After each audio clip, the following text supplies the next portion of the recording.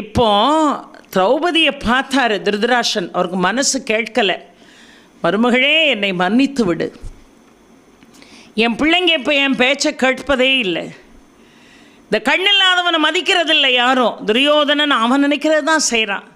இப்போ நான் சொல்கிறேன், என்னை மன்னித்து விடு. என் பிள்ளைகள் செஞ்ச தப்புக்கு இப்போ நான் உங்கள்கிட்ட மன்னிப்பு கேட்குறேன். 2 வரங்கள் தாரேன். உனக்கு என்ன வேணும்? 2 வரங்கள் தாரேன்னா. உடனே அவ சொன்ன, உடனடியாக தர்மன் மீது இருக்கக்கூடிய அடிமை நிலையை மாற்றணும். அவர் உடன் பிறந்த 4 பேரும் சுயமாக செயல்படுவதற்கு உரிமை வேணும்னு 2 வரம் கேட்டார். ஏன்னா அடிமைகள் மேலே ஆடை இருக்கக்கூடாதுங்கிறது அந்த நாட்டு சட்டம். அதையும் கர்ணன் தான் சொல்லுவான். அடிமைகள் மேலாடை போட்டிருப்பது அழகல்ல, அதை கழட்டுங்கன்னு அவன் தான் சொல்லிக் கொடுப்பான். கர்ணன் தான். அடிமைத்தனத்திலிருந்து தர்மனை நீக்க வேண்டும். மித்த 4 பேரும் சுயமாக செயல்பட வாய்ப்பு கொடுக்கணும். அவர் சொன்னார், இழந்த ராஜ்யத்தை, சூதாட்டத்தில் இழந்த ராஜ்யத்தை இழந்ததாக நினைக்க வேண்டாம். உங்கள் ராஜ்யத்தை உங்கள் கையிலே ஒப்படைத்தேன். நீங்கள் எல்லாரும் உங்கள் இருப்பிடத்துக்கு போய் சந்தோஷமாக வாழுங்கன்னார். விடுவானா துரியோதனை? உனக்கு என்ன பைத்தியமாக பிடிச்சிருக்கன்னா? யாரை பார்த்து? திருதராஷனை பார்த்து. மனம் கலங்கி போனதா? புத்தி பேதலித்து போனதா? அவன் வளர வளர, பாண்டவர்கள் வளர வளர என் புகழ் தேய்ந்து கொண்டே போகுமே. நான் எடுத்த முயற்சி அத்தனையும் வீணா போச்சே. யாரை கேட்டுட்டு ராஜ்யத்தை திருப்பி எடுத்துக்கோ, நீங்கள் போய் உங்கள் ராஜ்யத்தை ஆளலான்னு சொல்கிற உரிமையை உனக்கு யார் கொடுத்தது? அவன் அதை இழந்து விட்டான். இழந்த பொருளை பெறுவதற்கு அவனுக்கு இனி வாய்ப்பில்லைனா. திருதராஷன் சொன்னா, துரியோதனா, பாவத்துக்கு மேலே பாவம் செய்யாதடா. சொன்னா கேளு. அவர்கள் பாட்டுக்கு ஒரு பக்கம் இருக்கட்டும், நீ பாட்டுக்கு ஒரு பக்கம் அமைதியாரு. கேட்கலை.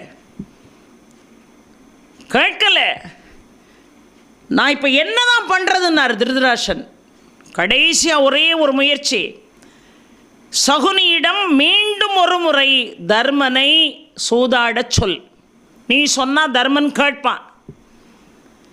அப்படி சூதாடி நாங்கள் தோற்று போனோம்னா 13 ஆண்டுகள் நாங்கள் காட்டுக்கு போயிடுறோம். பாண்டவர்கள் தோற்று போனால் 13 வருஷம் அவங்க காட்டுக்கு போயிடணும். சம்மதமானா உடனே தர்மனை அழைத்து, அப்பா, இன்னும் ஒரே ஒரு முறை சூதாட்டம். உனக்கு ஒருவேளை வெற்றி கிடைத்தால் நீ ராஜ்யத்தை எடுத்துக்கொள்ளலாம். இவர்கள் எல்லாம் காட்டுக்கு போனோம். அதனால் நம்பிக்கையாக ஆடுனா எப்படி இருக்கு பாருங்க. மகன் என்ன சொல்லி கொடுக்கானோ அதை சொல்ல வேண்டிய நிர்பந்தத்தில் இருந்தான். யார்? திருதராஷன். சரி, அப்பமாவது சூதம் ஆடக்கூடாதுன்னு நினச்சானா? ஒரு தடவை தான் இவ்வளவு பாடாப்பட்டு இவ்வளோ அவமானப்பட்டிருக்கு. பழையபடியும் அந்த பக்கத்தில் இருந்து வரக்கூடிய ஆலோசனையை கேட்கலாமா? சகுனி சொன்னா, ஒரே ஒரு முறை சாதுரியமாக ஆடு, வெற்றி பெற்றால் நாடு உனக்குன்னா. இல்லை வேண்டாம், நான் பாட்டுக்கு போகிறேன்னு போயிருக்கலாம்ல. போகாமல் பெரிய தந்தை சொன்ன அந்த வார்த்தைக்கு மறுப்பு இல்லை என்று சொல்லி பழையபடியும் சூதாடி தோற்று போனான். தோற்ற உடனே துரியோதனன் நினைத்தது நிறைவேறியது. அதை விட சகுனி மகிழ்ச்சியாக இருந்தான். ஏன்னா எல்லாம் காட்டுக்கு போவான், 13 வருஷம் கழித்து வருவான், வந்த பிறகு உனக்கு இருக்குது அப்படின்னு மனசில் நினச்சி சகுனி உள்ளுக்குள்ளே அப்படியே மகிழ்ந்தான். ஆனால் துரியோதனன் நினச்சான், பாண்டவர்களுக்கு இவ்வளவு பெரிய ஒரு கொடுமை நடந்துட்டு அதை நினச்சி சகுனி சிரிச்சுக்கிட்டு இருக்கான்னு துரியோதனன் நினைக்கிறான். ஆனால் அவன் சிரித்தது பாண்டவர்களை நினச்சி இல்லை, துரியோதனன் நினச்சி. இப்போ எல்லாரும் காட்டுக்கு போகணுன்னு ஆகிப்போச்சு. 12 ஆண்டுகள் வனவாசம், 1 ஆண்டு அஞ்ஞான வாசம், மறைந்திருந்து வாழணும். அதுலேயும் ஒரு கண்டிஷனை பாருங்கள். 12 ஆண்டுகள் காட்டுக்குள்ளே வாழணும். 13ஆவது ஆண்டு அடையாளத்தை வெளிப்படுத்தாமல் வாழணும். யாராவது இதுதான் அர்ஜுனன், இதுதான் பீமன் அப்படின்னு அடையாளம் கண்டு கொண்டால் பழையபடி காட்டுக்குள்ளே போய் வாழணும். எவ்வளோ பெரிய கொடுமை. எல்லாரும் நேராக ராஜ்யத்துக்கு திரும்பாமல் வனவாசம் புறப்பட்டார்கள். வருகின்ற பொழுது, அடே அப்பா, பாண்டவர்கள் என்ன அழகாக ஆபரணங்கள் அணிந்து பட்டாடைகள் உடுத்தி யானை குதிரை படைகள் வலம் வர தேரின் மீது ஆரோகணித்து வந்தவர்கள் இப்போ மேலாடை இல்லாமல் தவக்கோலத்திலே பொழுது புறப்பட்டு போகக்கூடிய நிலை இந்த தோளில் போடுற இந்த துண்டை எடுத்து இப்படி முகத்தை மூடினாராம் தர்மன். முகத்தை மூடிட்டு போனார் தர்மன். இப்போ கேட்டான் திருதராஷ்டிரன், விதுரனை கூப்பிட்டு கேட்டான், எல்லாரும் காட்டை நோக்கி போகிறாங்களே, எப்படி போகிறாங்கன்னு. வருகின்ற பொழுது ஆபரணங்களோடும் பட்டாடையோடும் வந்தவர்கள் இப்பொழுது தவவேடத்திலே புறப்பட்டு காட்டை நோக்கி செல்கிறார்கள். அண்ணனை பார்த்து விதுரன் சொல்கிறாரு, அண்ணா, இந்த உலகம் பூரா, அந்த நகரத்து மக்கள் பூரா உன்னை பற்றி என்ன பேசுகிறான் தெரியுமா? இத்தனைக்கும் காரணம் நீதான்னு பேசுகிறான். இத்தனைக்கும் காரணம் நீதான். எல்லாத்தையும் ஒன்றுமே தெரியாத மாதிரி பின்னாடி இருந்து சொல்லி கொடுத்து துரியோதனன் செய்யக்கூடிய அத்துணை அட்டூழியங்களுக்கும் துணை போகிறது இந்த திருதராஷ்டிரன் தான் இந்த உலகமே பேசுது. இந்த நகர மக்களே பேசுகிறார்கள். இவங்கெல்லாம் எப்படி போகிறாங்கப்பா அப்படின்னு கேட்டான் திருதராஷ்டிரன். சொன்னால் தர்மன் முகத்தை மூடிக்கிட்டு போகிறாரு. என்ன பொருள் தெரியுமான்னு விதுரன் சொல்கிறார். முகத்தை மூடிக்கிட்டு தர்மன் போகிறாரு, என்ன பொருள் தெரியுமா? கண்ணீரோடு இந்த உலகத்தை நான் ஏறெடுத்து பார்த்தால் எங்கே இந்த பூமி எரிந்து விடுமோ என்று பயந்து முகத்தை மூடிட்டு போறார். பீமன் என்ன செய்கிறான் தெரியுமா? தன்னுடைய தோள்களை பார்த்து கொண்டே நடக்கிறான். என்ன பொருள்? 13 ஆண்டுகளுக்கு பிறகுதான் இந்த தோளுக்கு வேலை இருக்கிறது என்று புறப்பட்டு போகிறான். அர்ஜுனன் என்ன செய்கிறான்? மணலை எடுத்து அப்படியே வாரி இறைத்து கொண்டே செல்கிறான். என்ன பொருள்? எத்தனை மணல் துகள்கள் இதற்குள்ளே அடக்குமோ அத்தனை பானங்களை கொண்டு இந்த கௌரவர்களை ஒருவர் பாக்கி இல்லாமல் வீழ்த்துவேன் என்று சபதம் எடுப்பது போல் என் மனதிற்கு தோன்றுகிறது என்றார் விதுரன். நகுலனும் சகாதேவனும் புழுதியை எடுத்து உடல் முழுவதும் பூசிக்கொள்கிறார்கள். என்ன பொருள்? 13 ஆண்டுகள் கழித்து இந்த கௌரவர்களுக்கும் பாண்டவர்களுக்கும் இடையே நடக்கக்கூடிய போரிலே கௌரவர்கள் புழுதியைப் போல பறக்கப் போகிறார்கள் என்று பொருள் என்று விதுரன் திருதராஷ்டிரன் சொன்னான். என் மருமக எப்படி போறான்னு கேட்டார். மருமகள் தலைமுடியை அவிழ்த்து கொண்டு அழுது கொண்டே போகிறாள். என்ன பொருள் தெரியுமா அண்ணா? 13 ஆண்டுகளுக்கு பிறகு இந்த அஸ்தினாபுரத்தில் எல்லா பெண்களுடைய நிலைமையும் இதுதான். கணவனை இழந்து தலைமுடியை அவிழ்த்து கண்ணீர் வடிக்கக்கூடிய நிலை வரும். அப்படின்னா என்ன பொருள்? யுத்தம் வரும். யுத்தத்தில் எல்லாரும் செத்து போவான்னு அர்த்தம். திருதராஷ்டிரன் அப்படியே கண்ணீர் வடித்தான். கண்ணீர் வடித்தான். அந்த நேரம் நாரதர் வந்தார் அந்த இடத்துக்கு. நாரதர் வந்து சொன்னார், அப்பா திருதராஷ்டிரா, தப்பு பண்ணிட்டியே. துரியோதனன் பேச்சை கேட்டு கேட்டு நீ தப்பா நடந்துட்டியே. உன்னை இன்மை யாராலையும் காப்பாற்ற முடியாது, உன் பிள்ளைகளையும் யாராலையும் காப்பாற்ற முடியாது. 13 ஆண்டுகள் அவர்கள் வனவாசத்தில் இருப்பது உறுதி. வனவாசம் முடிஞ்சு கண்டிப்பாக வந்து இந்த கௌரவர்களோடு யுத்தம் நடக்கும்.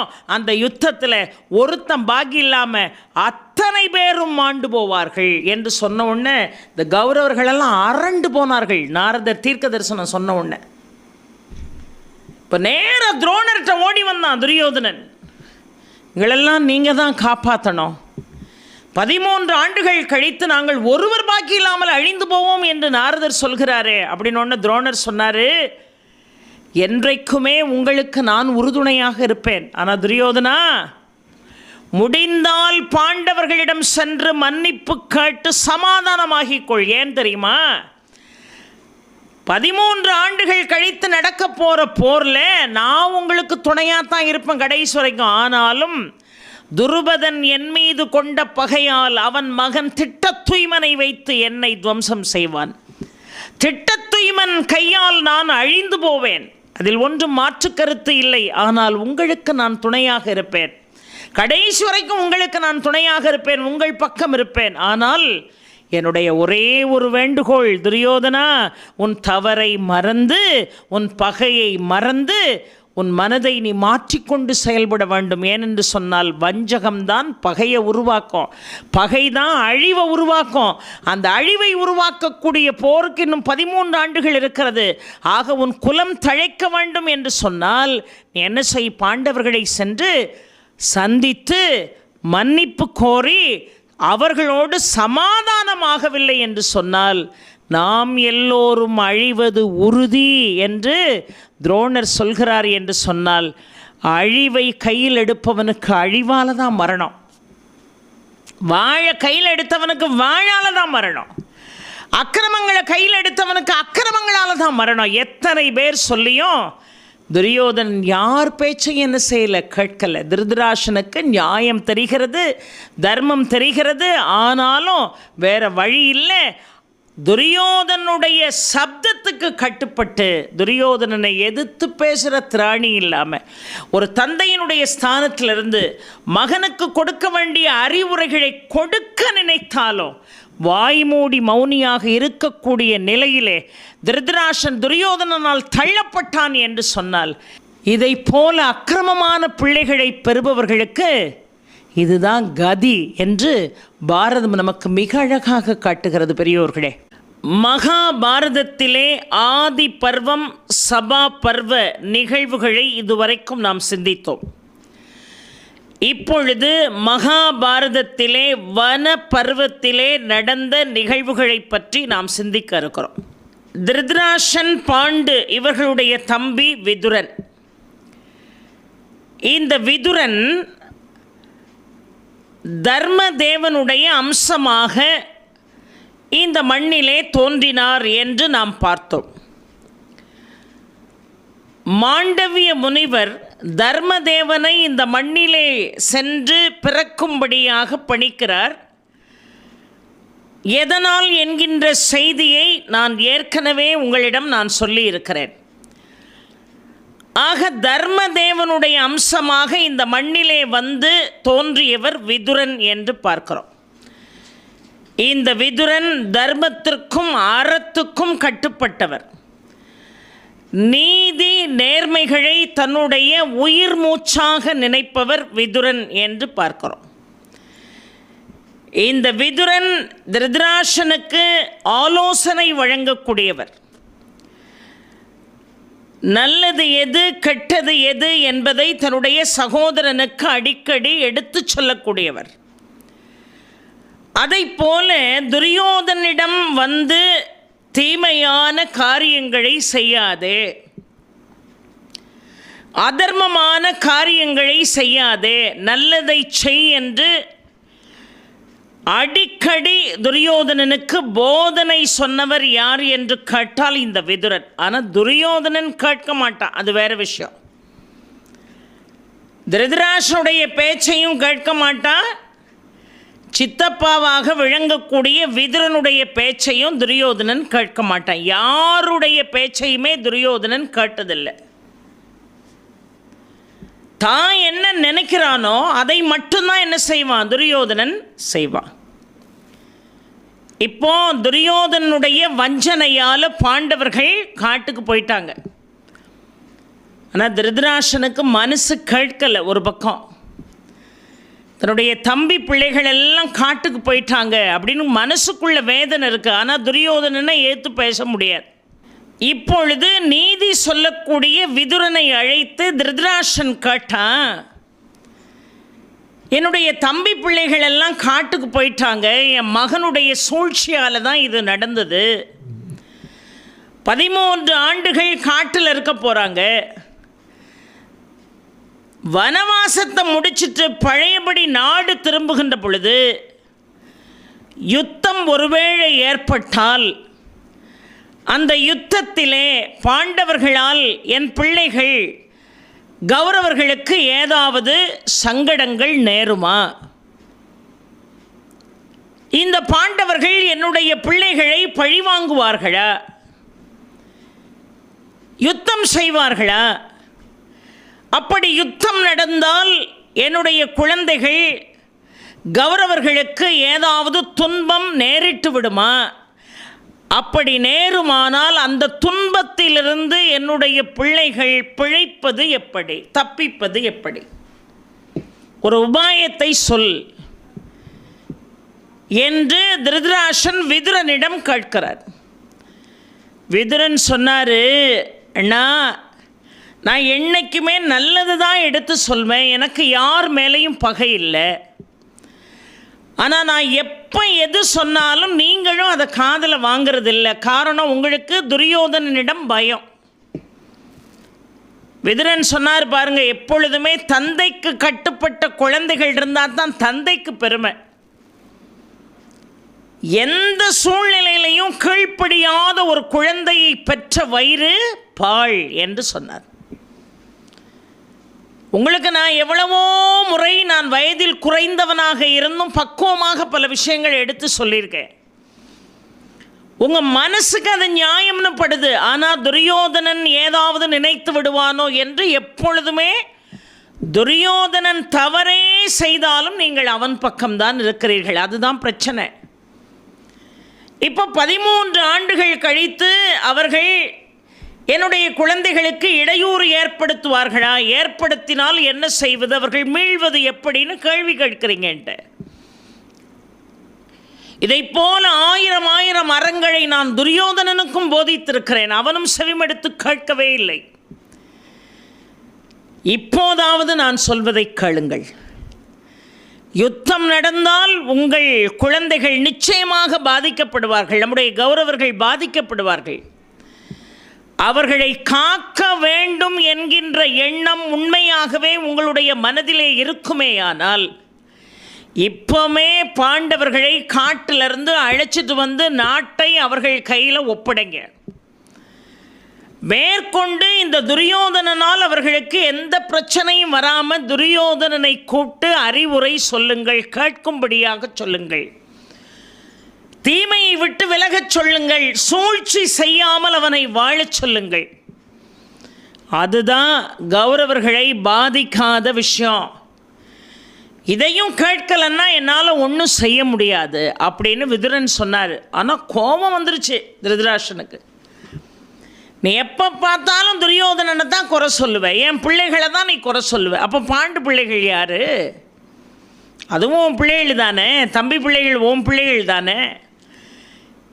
துரியோதனாதிகளை குறை சொன்ன உடனே திருதராஷ்டிரனுக்கு கோபம். என் பிள்ளைகளை தான் நீ எப்பொழுதுமே குறை சொல்லுவேன், உனக்கு எப்பொழுதுமே பாண்டவர்களை தான் பிடிக்கும், என் பையன் துரியோதனனை பார்த்தாலே உனக்கு ஆகாது, அவன் எது செஞ்சாலும் குற்றம்னு சொல்லக்கூடியவன் நீ. உன்னுடைய பாசம், உன்னுடைய மனசு எல்லாமே பாண்டு பிள்ளைகள் மேலே இருக்குது. ஏன் உன் அண்ணன் பிள்ளைகளும் உனக்கு பிள்ளைகள் தானே. ஆனால் பாண்டு பிள்ளைகள் மேலே இருக்கக்கூடிய பாசம் இந்த திருதராஷ்டிரனுடைய பிள்ளைகள் மேலே உனக்கு இல்லையப்பா. நீ இங்கே இருக்க வேண்டிய ஆள் இல்லை, நேராக போய் பாண்டவர்களோட போய் இரு அப்படின்னு கோபத்தில் சத்தம் போட்டான் திருதராஷ்டிரன். விதுரன் சொன்னா, இப்போ ஒரு வார்த்தை சொன்னீங்க பாருங்க, அதுதான் சால சிறந்தது. நீதியும் நேர்மையும் ஒருத்தனுக்கு புலப்படலைன்னு சொன்னா பரவாயில்லை. எது நீதி, எது நேர்மை, எது உத்தமமான காரியம் என்று தெரிந்து கொண்டும் அதன் பக்கத்தில் நிற்காம அநியாயத்தின் பக்கம், அக்கிரமத்தின் பக்கம் நின்றால் எவ்வளவு பெரிய தண்டனை கிடைக்கும் அப்படிங்கிறது நன்றாக நான் உணர்ந்த பிறகும் வேறு வழி இல்லாமல் இந்த பக்கம்தான் நான் இருக்கிறேன். இப்போ என்ன பாண்டவர்கள் பக்கம் போன்னு சொல்கிறீங்க, சரி போயிட்டு வரேன்ட்டு புறப்பட்டுட்டான் விதுரன். கோபத்தில் திருதராஷ்டிரனும் அதை பற்றி கண்டுக்கவே இல்லை, உள்ளே போயிட்டான். இப்போ நேராக விதுரன் மனவேதனையோடு புறப்பட்டு பாண்டவர்கள் இருக்கக்கூடிய காமியக வனத்திற்கே வருகிறார். இந்த காமியக வனத்திற்கு விதுரன் வந்ததை பார்த்து பாண்டவர்கள் ஓடோடி வந்து வணங்கி அவரை ஒரு ஆசனத்தில் அமரச் செய்து செய்ய வேண்டிய கௌரவத்தை செய்தார்கள். ஏன்னா சித்தப்பா வந்திருக்காரு விதுரன். நல்லா இருக்கீங்களா என்று கேட்டான் தர்மன். அடுத்த கேள்வி கேட்டான், அஸ்தினாபுரத்தில் எல்லோரும் நலமா என்று கேட்டான். யாரால நாம பாதிக்கப்பட்டிருக்கோமோ அதை பற்றி கொஞ்சம் கூட கவலைப்படாமல், தன்னுடைய பாதிப்பை பற்றி நினைக்காம, அஸ்தினாபுரத்தில் என் பெரிய தந்தை எப்படி இருக்கிறார், என்னுடைய சகோதரர்கள் எல்லாம் எப்படி இருக்கிறார்கள் என்று கேட்டார். விதுரன் சொன்னார், எல்லாருமே நலம். ஆனால் நான் என்ன சொன்னாலும் எங்கள் அண்ணனுக்கு புரிய மாட்டேங்குது. நீதியின் பக்கம், நேர்மையின் பக்கம் நின்றால் மட்டும்தான் வாழ்க்கைன்னு பலமுறை நான் எடுத்து சொல்லிவிட்டேன். ஆனால் அது விழலுக்கிறைத்த நீராக இருக்கிறது என்று மிகுந்த கவலையோடு விதுரன் பாண்டவர்களோடு பேசிக்கொண்டிருந்தார். இப்போ மறுநாள் காலையில் திருதராஷன் விதுரனை தேடுகிறார். விதுரன் இல்லை அரண்மனையில். எங்கே விதுரன், எங்கே விதுரன் என்று பதைபதைப்போடு தேடுகிறார். விதுரன் அங்கே இல்லை. விதுரன் உண்மையாகவே புறப்பட்டு எங்கே போயிட்டாரு? காமியக வனம் போயிட்டாரு. அவர் எங்கே இருக்கார்னு இப்போ திருதராஷனுக்கு தெரியல. எல்லாரிடமும் கேட்டான், யாருக்கும் தெரியல. இப்போ தன்னுடைய புரோகிதன் சஞ்சயனை கூப்பிட்டு, என்னுடைய தம்பி விதுரன் எங்கே இருக்கான்னு கண்டுபிடிச்சி உடனே எனக்கு சொல்லு என்று கதறினான் திருதராஷன். ஏனென்று சொன்னால், ஒரு மன்னன், ஒரு ராஜ்யத்தை ஆளக்கூடிய தலைவன் ராஜ்யத்தை கூட இழக்க தயாராகி விடுவான்.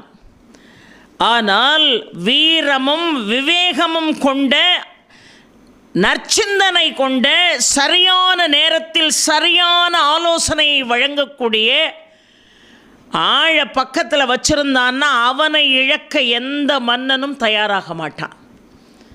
ராஜ்யமே போனாலும் பரவாயில்ல, இதை போன்ற ஆட்களை இழந்துடக்கூடாதுங்கிறதுல ரொம்ப கவனமாக இருப்பான். கோபத்தில் பேசிட்டான். இப்போ விதுரனை தேடுகிறான். எனக்கு ஆயிரம் ஆலோசனைகளை சொல்லக்கூடியவன், சரியான நேரத்தில் என்னை வழிநடத்தக்கூடியவன். அவன் எங்கே சென்றான்? சஞ்சயா, எங்கே இருந்தாலும் விதுரனை கையோடு அழைச்சிட்டு வான்னார். இப்போ சஞ்சயன் எங்கெல்லாமோ தேடுறான். காமியக வனத்தில் பாண்டவர்களோடு இந்த விதுரன் இருக்கிறான் என்பதை கேள்வியுற்று காமியக வனத்திற்கு இப்பொழுது சஞ்சயன் சென்று நடந்த செய்திகளை சொன்னான். உன்னுடைய அண்ணன் நீ இல்லாமல் படாத பாடுபடுறார். கண்ணீர் ததும நின்று கொண்டிருக்கிறார். சாப்பிடலை. மனம் முழுவதும் சஞ்சலம். தம்பியை பழித்து பேசிட்டேன், என் தம்பி எங்கே இருந்தாலும் கூட்டிகிட்டு வாங்கன்னு கண்ணீர் வடிக்கிறார். நீ வரல, சாப்பிடாமல் பட்னியாக கிடக்கக்கூடிய திருதராஷன் உயிருக்கே ஆபத்து வந்துடும், புறப்பட்டு வா அப்படின்னு சஞ்சயன் கூப்பிட்டார். உடனடியாக அண்ணன் மீது கொண்ட பாசத்தினால் பாண்டவர்களிடம் விடை பெற்று இப்பொழுது விதுரன் என்ன செய்தார்? புறப்பட்டு வந்தார். புறப்பட்டு வந்த உடனே விதுரனை பார்த்த திருதராஷன் அப்படியே ஆற தழுவி கொண்டார். அப்பா, நான் பேசின வார்த்தைகளை எல்லாம் நீ பொறுத்து கொள்ளணும். புத்திரன் மீது இருக்கக்கூடிய அன்பு என்னுடைய கண்களை மறைத்தது. புத்திர பாசம் என் நல்ல அறிவை கெடுத்தது. இந்த புத்திர பாசம் நல்லது எது, கெட்டது எது என்று பகுத்து பிரிக்கக்கூடிய ஆற்றலை இழக்கச் செய்தது. என்னை பொறுத்துக்கொள் என்று ஆற தழுவினான் திருதராஷன். ஒரு நாள் திருதராஷனுடைய அவைக்கு மைத்ரேய முனிவர் வருகிறார். அந்த மைத்ரேய மகரிஷி யாரு அப்படின்னு கேட்டிங்கன்னா, பராசரருடைய சீடர், பராசர முனிவருடைய சீடர். திருதராஷனை பார்ப்பதற்காக அஸ்தினாபுரம் வருகிறார். திருதராஷனோடு உட்கார்ந்து உரையாடுகிறார். இப்போ திருதராஷன் கேட்டான் மைத்ரேய மகரிஷியை பார்த்து, கானகமெல்லாம் கண்டிப்பாக நீங்கள் சென்று வந்திருப்பீர்கள். என் தம்பி பிள்ளைகளை பார்த்தீங்களா? அவர்களெல்லாம் நலமாக இருக்கிறார்களா என்று திருதராஷன் இப்பொழுது மைத்ரேய மகரிஷியிடம் கேட்கிறார். மைத்ரேய மகரிஷி சொன்னார், நான் பாண்டவர்களை பார்த்தேன். அவர்கள் உன்னை நலம் விசாரித்தார்கள். என்ன அழகா சொன்னார் பாருங்க. அவர்கள் உன்னை நலம் விசாரித்தார்கள். அவர்கள் மனசில் எந்த வஞ்சகமும் இல்லை, எந்த கோபமும் இல்லை, எந்த பகையும் இல்லை. தர்மனை போன்ற ஒரு அண்ணனுக்கு உன்னுடைய பிள்ளைகள் இவ்வளவு பெரிய துரோகத்தை செஞ்சிருக்க கூடாதுப்பா. அஸ்தினாபுரத்தில் நடந்த அத்தனையும் நானும் கேள்வியுற்றேன். ஆனால் அந்த காமியக வனத்தில் இருக்கக்கூடிய ரிஷிகள் எல்லாம் என்ன பேசிக்கொள்கிறார்கள் தெரியுமா? திருதராஷனும் இந்த தவறுக்கு உடந்தையாக இருக்கிறானே, மகனை கண்டிக்க வேண்டியவன் மகனுக்கு ஆதரவாக இருக்கிறானே, எவ்வளவு பெரிய அழிவு வந்து சேரும். துரியோதனாதிகளுடைய துரோகத்திற்கு நிச்சயமாக அவர்களுக்கு தண்டனை உண்டு என்று பேசிக்கொள்கிறார்கள். தயவு செய்து உன்னுடைய தம்பி பிள்ளைகளை அழைத்து கொடுக்க வேண்டியதை கொடுத்து அவர்களை நிம்மதியாக இருக்க விடு திருதராஷா என்று சொன்னார். அப்பொழுது துரியோதனன் வருகிறான். துரியோதனனை அழைத்து தன்னுடைய அருகிலே இருத்தி கொண்டு, துரியோதனா, தப்புக்கு மேலே தப்பு செய்யாதப்பா. யார்? மைத்ரேய மகரிஷி சொல்கிறார். தீமையின் பக்கம் நிற்காத. பகையும் பழியும் பாவமும் எதை சாதித்தது இந்த உலகத்தில்? நான் சொல்கிறத கேளு. பாண்டவர்களை காட்டிலிருந்து அழைத்து கொண்டு வந்து அவர்களுக்குரியதை அவர்களிடமே கொடுத்து விடு. சூழ்ச்சியால் தானே அவர்கள் அத்தனையும் இழக்க நேரிட்டது. காரணம் நீதானே. அவர்களுக்கும் இந்த ராஜ்யத்தில் பங்கு இருக்கா இல்லையா? உன்னுடைய சித்தப்பாவினுடைய குழந்தைகள் தானே. அவர்களை நீ இவ்வளவு கொடுமைக்கு ஆளாக்கலாமா? ரிஷிகள் எல்லாம் உனக்கு சாபம் வழங்கி கொண்டிருக்கிறார்கள். இது உனக்கு அவசியமா? இது உன் குலத்தையே நாசம் செய்து விடாதா? துரியோதனா, நான் சொல்வதை கேள். உன் தவறை உணரு. உன்னுடைய பழி உணர்ச்சியெல்லாம் தூக்கி ஆழமாக புதைச்சிட்டு நல்ல சிந்தனையோடு பாண்டவர்களை அணுகி அவர்களை அழைத்து வா என்று அறிவுரை சொல்லி கொண்டிருக்கிறார். நான் துரியோதனன் என்ன செய்தான் தெரியுமா? ரொம்ப அலட்சியமாக அவர் இங்கே பேசிக்கிட்டு இருக்கார். அவன் வேறு பக்கம் திரும்பி தொடையில் ஓங்கி அடிச்சுக்கிட்டு அப்படி ரொம்ப ஆணவத்தினுடைய உச்சத்தில் உட்கார்ந்துருந்தான். ஒருத்தர் நம்மகிட்ட மரியாதையாக பேசிக்கிட்டு இருக்கும்போது நம்ம முகத்தை வேற எங்கேயாவது வச்சு அப்படி தொடையில் தட்டிக்கிட்டு உட்கார்ந்தோம்னா எவ்வளோ பெரிய அவமரியாதை அது. அந்த அவமரியாதையை மைத்ரேய மகரிஷிக்கு செய்தான். மைத்ரேய மகரிஷி சொன்னார், சீ மூடனே, உன்னையும் ஒரு பொருட்டாக நினைத்து அறிவுரை சொன்னேன். அறிவுரையை உனக்கு சொல்வதற்கு எனக்கு தகுதி இருக்கிறது, ஆனால் அதை கேட்பதற்கு உனக்கு தகுதியே இல்லை என்பதை நான் புரிந்து கொண்டேன். இப்பொழுது சொல்கிறேன். அறிவுரை சொல்லிக் கொண்டிருக்கின்ற பொழுது முகத்தை திருப்பி ஆணவத்தோடு உன் தொடையிலே தட்டி கொண்டு அமர்ந்திருக்கிறாயே துரியோதனா. எந்த தொடைகளை தட்டி கொண்டிருக்கிறாயோ அந்த தொடையின் வழியாக பீமனுடைய கதாயுதம் துளைக்கப்பட்டு உன் துடையிலிருந்து ரத்தம் பீரிட்டு எழும், மாண்டு போவாய் என்று சாபம் கொடுத்தார். தொடையிலிருந்து தான் உனக்கு உயிர் பிரியும்னு சாபம் கொடுத்தாரு மைத்ரேய மகரிஷி. எப்படி இருந்திருக்கும் திருதராஷ்டிரனுக்கு? யோசித்து பாருங்கள். ஆனாலும் துரியோதனனுடைய ஆணவம் அடங்கியதா என்று கேட்டால் இல்லை. சில பேருக்கு அழிவு வரப்போதுன்னு வைங்க, அவன் யார் சொன்னாலும் என்ன செய்ய மாட்டான், கேட்க மாட்டான்.